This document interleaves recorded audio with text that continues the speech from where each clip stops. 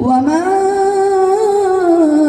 دخله كان آمنا ولله على الناس حج البيت من استطاع إليه سبيلا ومن كفر فإن الله غني عن العالمين.